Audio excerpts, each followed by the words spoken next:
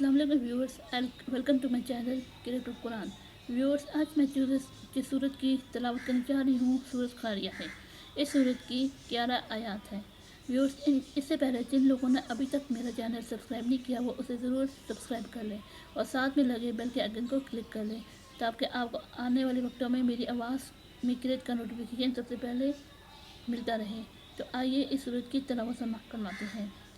اعوذ باللہ من الشیطان الرجیم، بسم اللہ الرحمن الرحیم۔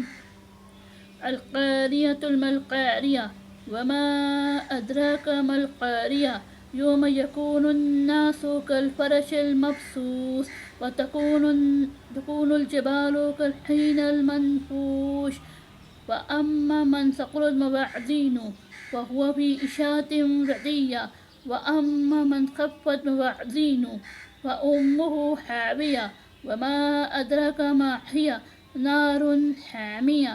صدق اللہ العظیم۔